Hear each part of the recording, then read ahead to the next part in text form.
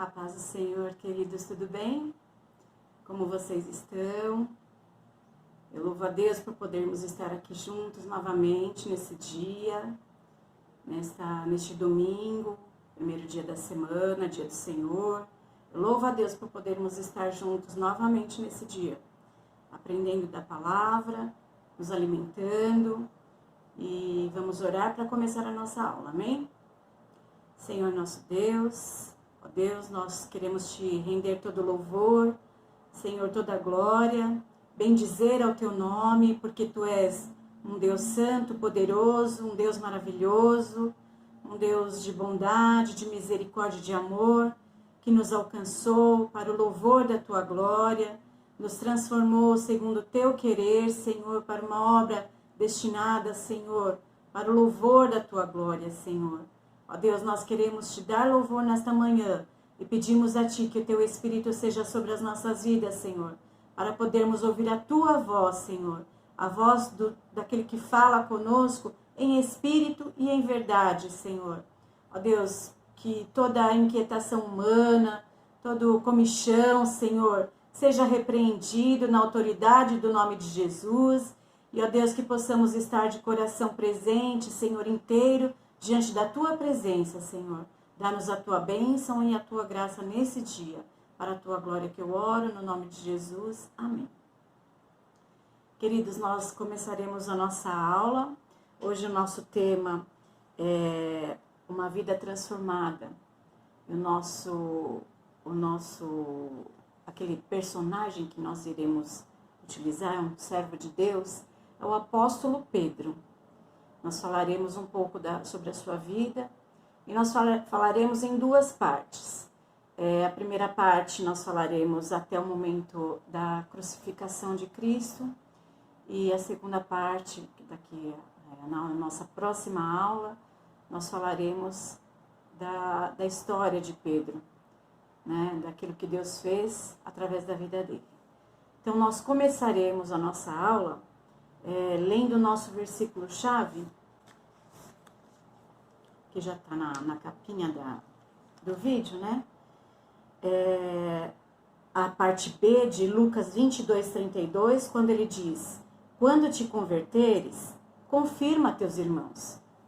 E também o versículo-chave que está em Filipenses 1:6, tendo por certo isto mesmo, que aquele que em vós começou a boa obra, a aperfeiçoará até o dia de Jesus Cristo. Então, nós veremos nesse capítulo, né, nesse momento, essa dificuldade da vida cotidiana, né? Nós, na nossa vida cotidiana, temos desafios e batalhas que só podemos vencer se estivermos debaixo do poder e da misericórdia do nosso Senhor. Tantos sentimentos que nós temos, tantos pensamentos, tantos desejos, tantas limitações, nós somos limitados. Não podemos sequer nos controlar a nós mesmos, aquilo que pensamos, né? Na nossa capacidade humana. Por exemplo, né, um exemplo bem simples, mas que é comum. Muitas vezes nós pensamos em algo que ainda está por acontecer e se não der certo a gente já fica triste. Nem aconteceu, mas a gente já se entristece porque essa é a natureza do homem, né? Não consegue olhar além e esperar na providência do seu Deus. Muitas vezes nós falamos duro. Quando a gente vê, a gente já falou, né? Aí depois você vai remediar a situação. Muitas vezes nós esbravejamos, ficamos bravos, né? Qualquer coisinha nós estouramos. Então esse domínio muitas vezes nós não temos. Conosco mesmo, por nós mesmos. Mas o nosso Deus que conhece as nossas fraquezas, é Ele quem nos auxilia. É Ele que através do seu Espírito vai falando e vai mudando a nossa vida, vai transformando o nosso ser e vai nos convertendo a Ele. Essa foi, acho que uma obra maravilhosa que Deus operou na vida de Pedro e opera nas nossas vidas também. Deve ser assim. O crente deve sempre buscar ter esse encontro com a verdade que muda a circunstância da vida, que muda a dureza do coração, que muda o nosso pensar, o nosso falar. O encontro com Deus, o encontro com a verdade transforma a nossa vida. Então, como eu havia dito, né, hoje nós veremos a história de Pedro, que era Simão Pedro, ou Simão, depois passou Pedro, né? E como Deus o amou. A palavra o alcançou, transformando o seu ser, aperfeiçoando a sua obra, para que Pedro fosse a coluna da igreja primitiva. Mas esse é um outro capítulo que nós veremos adiante. Então, nós começaremos falando sobre o seu chamado. Seu chamado se deu está registrado em Mateus 4,18. Vamos lá. A minha Bíblia já está abertinha aqui. Mateus 4,18 diz assim.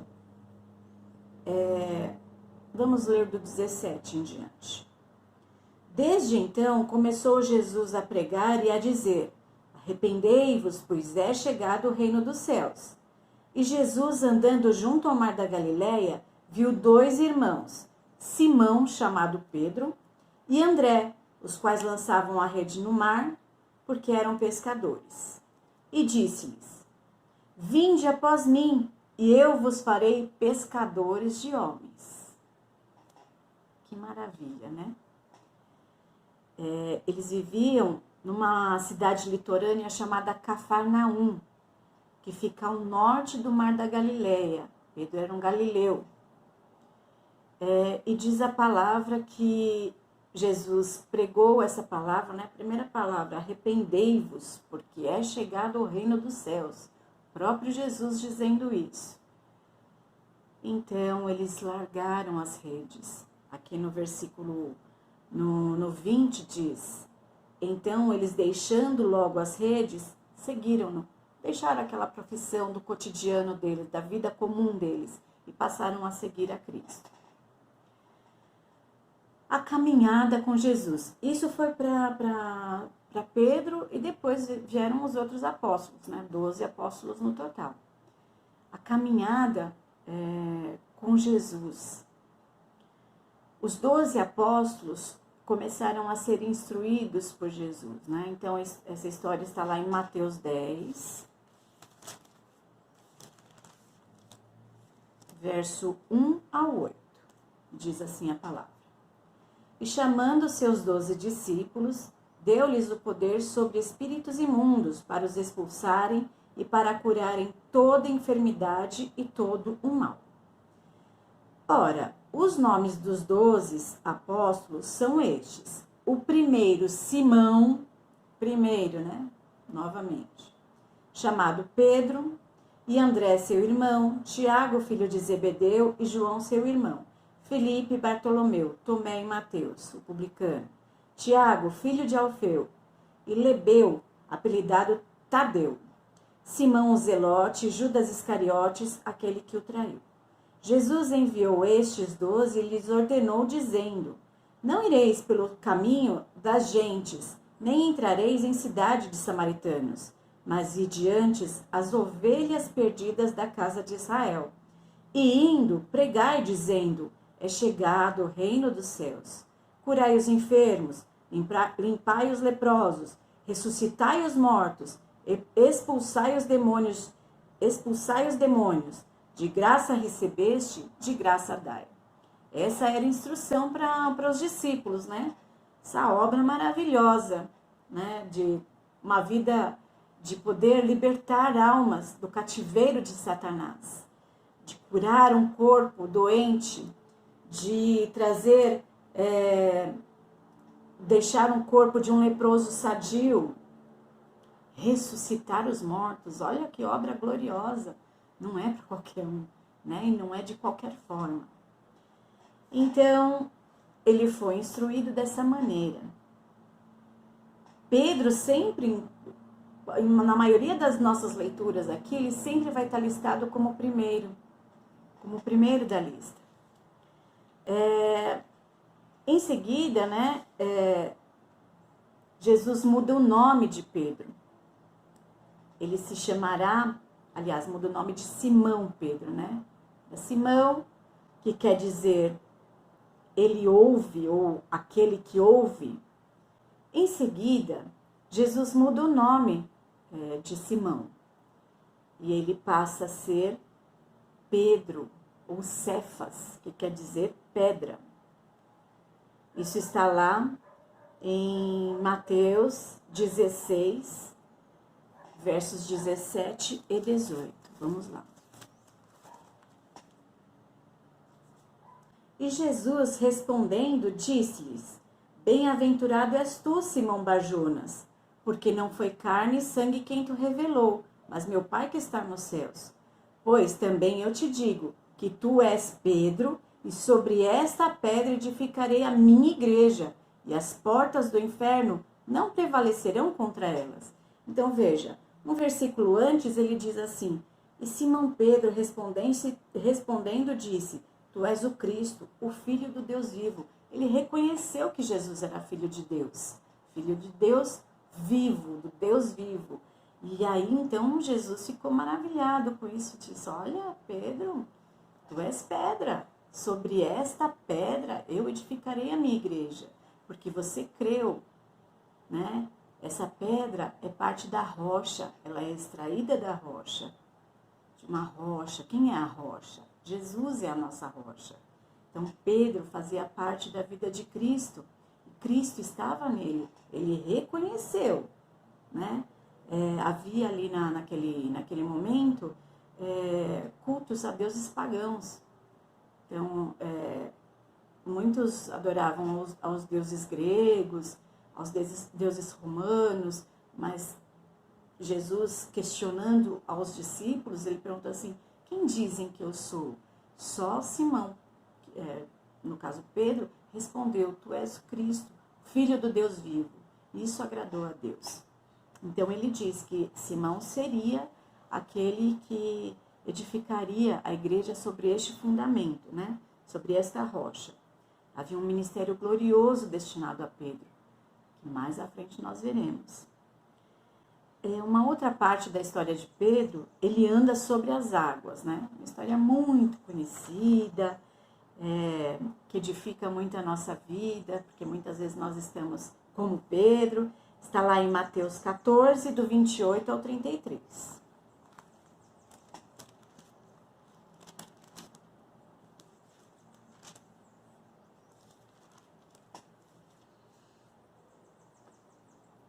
Então, naquele momento, Jesus está com os discípulos, né,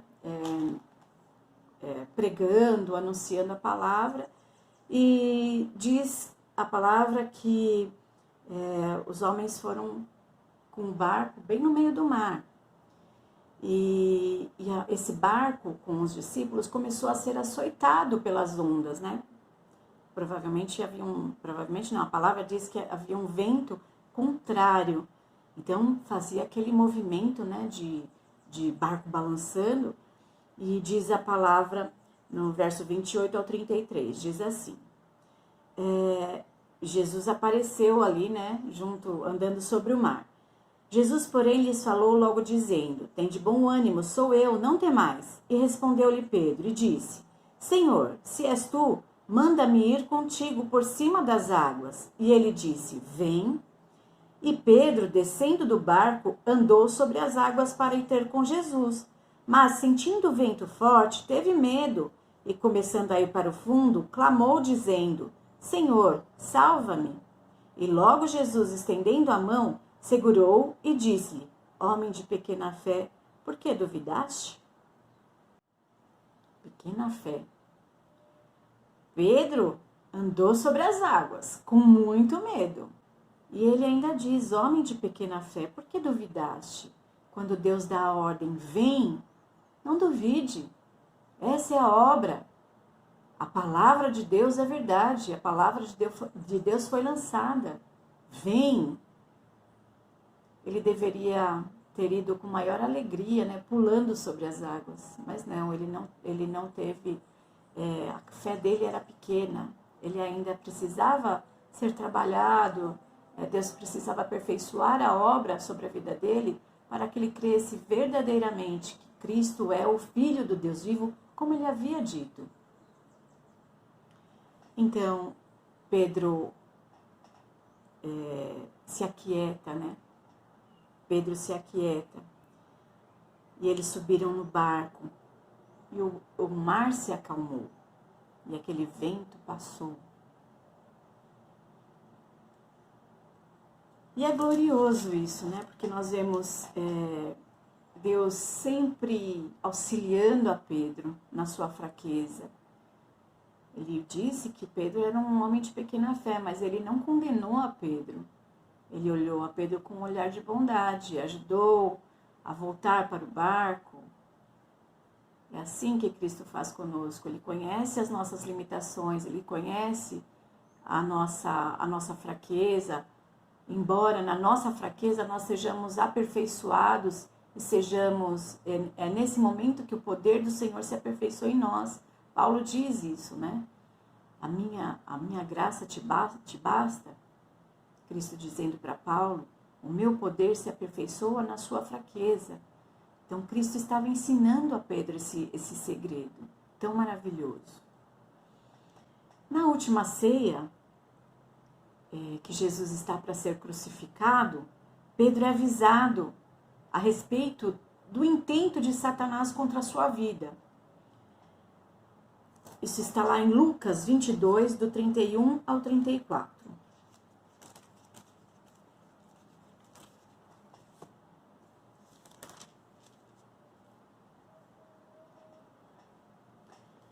E a palavra de Deus diz assim: Disse também o Senhor: Simão, Simão, eis que Satanás vos pediu para vos ir andar como trigo.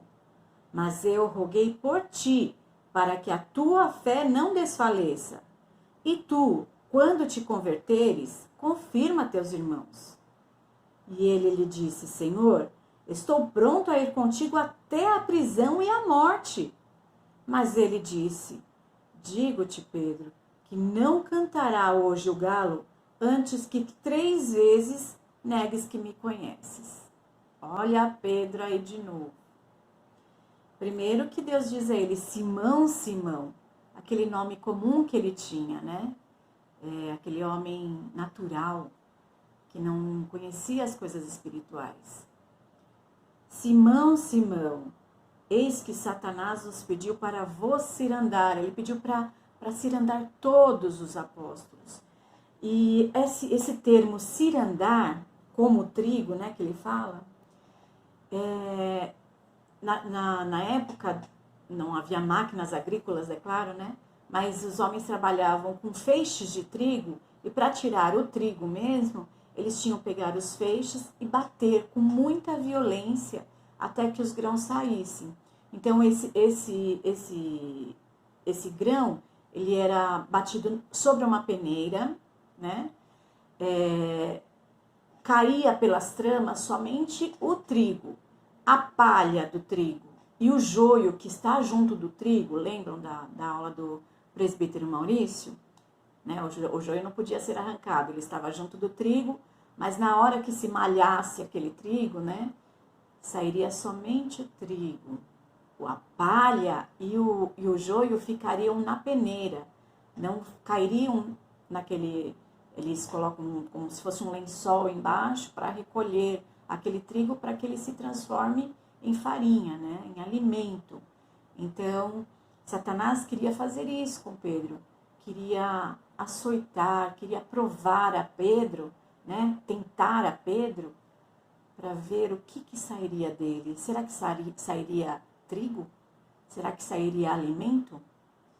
Mas Deus... Nosso Senhor Jesus, que conhece aquilo que vai no nosso interior, ele roga por nós.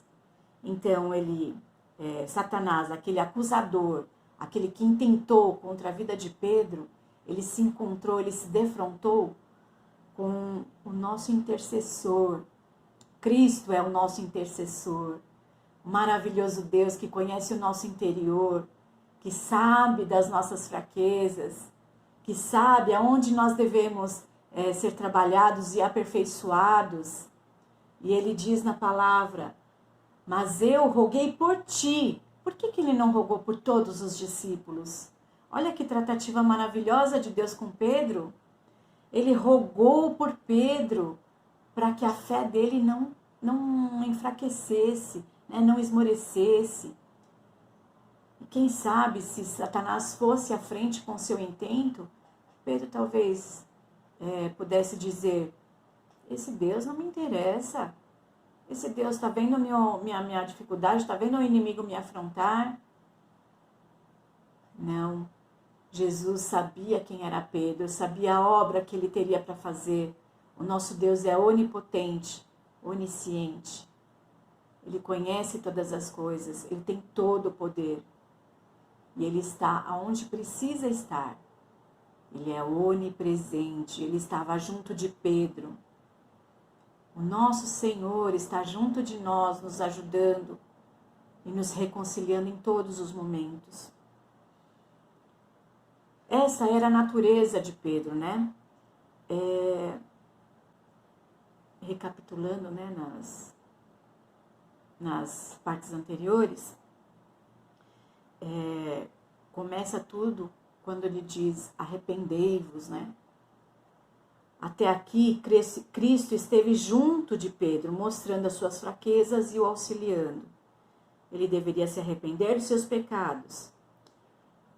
Mudou o seu nome, de um nome comum, para se tornar uma pedra, a pedra que edificaria a igreja. Foi provado nas águas, Cristo estendeu a sua mão, ainda que a sua fé não fosse forte naquele momento. Cristo o salvou de afundar nas águas, né? Cristo rogou por Pedro, porque Satanás o viu e intentou contra ele. O último ato de Pedro, e acho que foi o que mais marcou a sua vida, ele teve um encontro com a sua natureza comum, natural, aquela que não compreende a obra do Espírito, com a verdade. Né? Jesus é o caminho, a verdade e a vida. Pedro teve esse encontro. E diz a palavra que quando Jesus estava seria entregue para ser crucificado, Pedro teve uma atitude que não é comum a um servo de Deus. Essa reação violenta, né? Essa reação, como eu disse no começo, né? Esse esbravejar, essa falta de domínio. Lá em Mateus 16,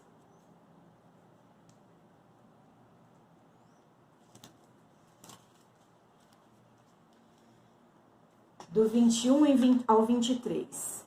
Pedro, nós lemos anteriormente, né, essa passagem, que diz que ele reconheceu a Jesus como Cristo, o Filho do Deus vivo. Em seguida, ele tem essa atitude. Vamos ler. Do 20. Ele estava para ser entregue aos soldados para ser crucificado. Então mandou seus discípulos que a ninguém dissessem que ele era o Cristo. Desde então, começou Jesus a mostrar aos seus discípulos que convinha ir a Jerusalém e padecer muito dos anciãos e dos principais dos sacerdotes e dos escribas, e ser morto e ressuscitar ao terceiro dia.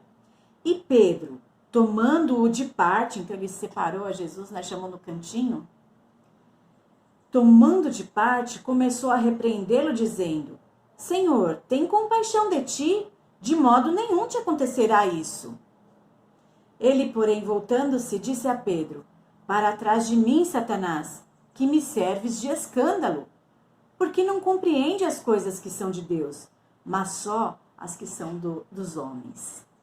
Pedro não compreendia essa obra espiritual.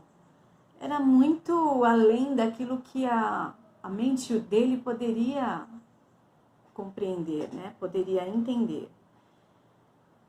A obra de Cristo neste mundo era morrer por amor a nós, inclusive por amor a Pedro.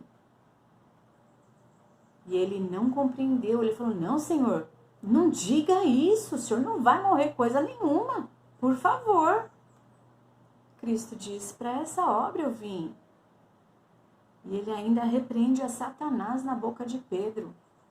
Antes, alguns versículos antes, Cristo disse, tu és Pedro, sobre esta pedra edificarei a minha igreja. Também quando Jesus está para ser preso, Pedro também tem uma outra atitude difícil de entender. Vamos lá em João 18:10.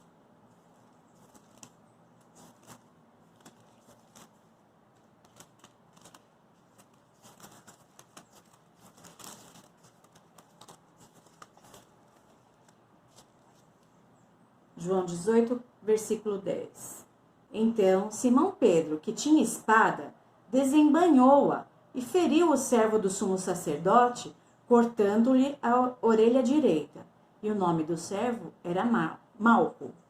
Mas Jesus disse a Pedro, mete a tua espada na bainha, não beberei eu o cálice que o Pai me deu? Como quem diz, Pedro, não precisa fazer isso, por que você está fazendo isso? Esse moço não tem culpa.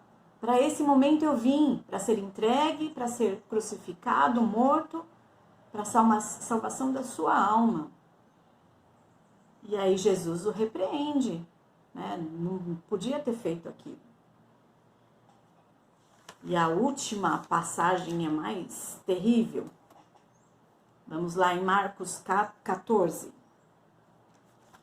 Do 66 ao 72.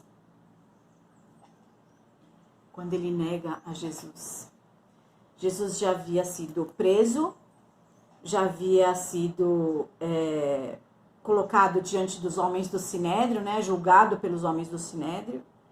E quando ele está seguindo para o lugar de crucificação, a palavra faz esse relato, desse momento. Do versículo 66. E estando Pedro embaixo no átrio, chegou uma das criadas do sumo sacerdote. E vendo a Pedro, que estava se aquintando, devia estar frio naquele momento, olhou para ele e disse, tu também estavas com Jesus o Nazareno. Mas ele negou-o, dizendo, não o conheço, nem sei o que dizes. E saiu fora do alpendre, e o galo cantou. E a criada, vendo-o outra vez, começou a dizer aos que estavam ali, este é um dos tais. Mas ele o negou outra vez. E pouco depois, os que ali estavam, disseram outra vez a Pedro, verdadeiramente tu és um deles, porque és também galileu. O sotaque do Galileu ele era diferente do sotaque daqueles que moravam ali nos arredores. E começou a imprecar e a jurar, não conheço esse homem de quem falais. E o galo cantou segunda vez, e Pedro lembrou-se da palavra que Jesus lhe tinha dito, antes que o galo cante 2 vezes, 3 vezes me negarás tu. E retirando-se dali, chorou. Nos outros evangelhos em João diz que ele chorou amargamente. Imagina, a tristeza que deve ter no coração de Pedro quando ele se lembrou que Deus falou para ele, que Jesus falou para ele, você vai me negar. Não, Senhor, eu não vou te negar, eu vou com o Senhor até o fim. Não, Pedro, você vai me negar. Mas para cada negação que Pedro fez, dessas 3 negações, depois Jesus consola o coração dele. Depois, quando Jesus ressuscita e aparece para ele, aparece para os discípulos, eles no momento que eles estão ceando, Jesus pergunta para ele, Pedro, tu me amas? Por 3 vezes ele pergunta a Pedro, tu me amas? E Pedro ficou com aquilo no coração. Ele disse, Senhor, tu sabes que eu te amo. Então Jesus disse, apacenta as minhas ovelhas. E aí começa uma história gloriosa na vida de Pedro, que nós veremos numa próxima aula. E eu espero vocês na próxima aula. Espero que vocês estejam bem de saúde. para que nós possamos nos alegrar e celebrar ao Senhor, porque é um Deus que luta por nós, um Deus que nos ama, nos quer bem, que vê as nossas vidas e sabe que sobre as nossas vidas existe um propósito. Nós somos a Igreja de Cristo, nós somos aqueles que anunciam a obra, o Evangelho do amor, o Evangelho, o poder que transforma uma vida. Que Deus nos abençoe, queridos. Que o Senhor esteja conosco, que a paz do Senhor seja sobre os nossos corações e mentes, que nós possamos a cada dia estar aos pés desse Deus, porque vale a pena, Ele é um Deus maravilhoso. Nós louvamos a Deus pela nossa igreja, por toda a obra que ela tem feito, pelo prosperar desta obra, louvamos a Deus pela vida do nosso pastor Douglas, por sua família, pela vida da irmã Miriam, por todo o trabalho das suas mãos. Nós louvamos a Deus por todos aqueles que estão junto do nosso pastor, pelos pastores, presbíteros, diáconos, diaconisas, todos aqueles que têm trabalhado em sua obra, pelas ovelhas que têm sido apacentadas. Nós louvamos a Deus, nós somos esse rebanho de Cristo, que Ele nos ama, que nos trata com tanto amor. E nós estamos debaixo da autoridade do nosso pastor Douglas, que tem nos conduzido a este pasto verdejante com grande autoridade. Nós louvamos a Deus pela vida do servo de Deus. Nós vamos orar para encerrar esta aula, amém? Grande Deus, nós queremos dar a Ti todo louvor e toda a glória, Senhor, bendizendo ao Teu nome, Senhor, pelo Teu poder, ó Pai, pela Tua graça que é sobre nós, Senhor. Ó Deus, e que possamos, Senhor, verdadeiramente nos alegrar com a Tua palavra, que esta palavra seja para nós consolo para a nossa alma, Senhor, e que ela seja, Senhor, a verdade em nossa vida, Senhor. Ó Deus, ajuda-nos a vivê-la, ajuda-nos, Senhor, a confiarmos em Ti a cada dia e a deixar aos Teus pés as nossas inquietações, Senhor, as nossas solicitudes, Senhor, os nossos anseios, Senhor, porque Tu tens cuidado de nós, Pai. Fica conosco, é para a Tua glória que eu oro, no nome de Jesus. Amém. Que Deus abençoe a cada um de vocês. Eu amo muito vocês, estou com muitas saudades. Nós nos veremos na próxima aula, permitindo Deus. Um grande beijo.